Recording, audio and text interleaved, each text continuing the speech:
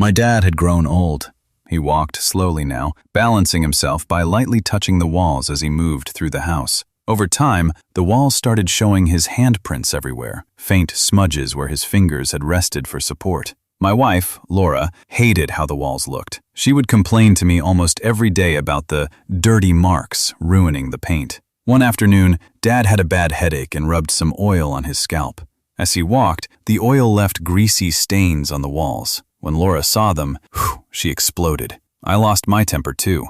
I scolded Dad sharply and told him sternly, "Dad, please stop touching the walls when you walk. It's making a mess." He looked so hurt and sad.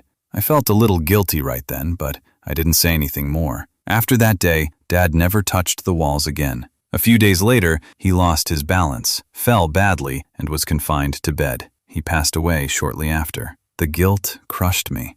I could never forget the pain in his eyes that day, and I couldn't forgive myself for the way I had spoken to him. Some months later, we decided to repaint the entire house.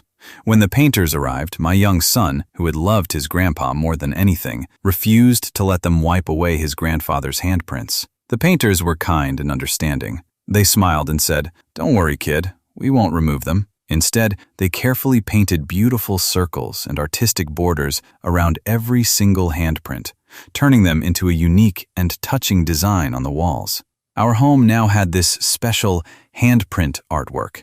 Every visitor who came admired it and asked about the story behind it. Years passed, and I became old too.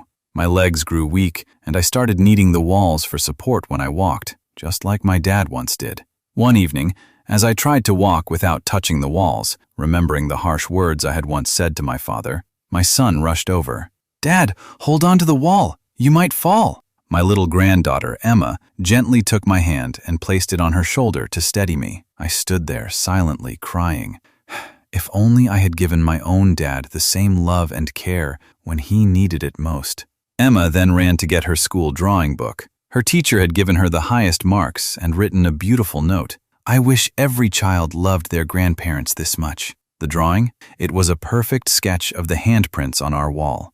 I went into my room, closed the door, and wept, asking my dad for forgiveness, even though he was no longer here to hear me.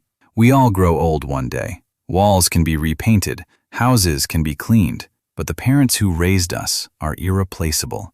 Cherish them while they are still with you. Teach your children to do the same, because one day, those handprints on the wall may be the only thing left to remind you of the love you once took for granted.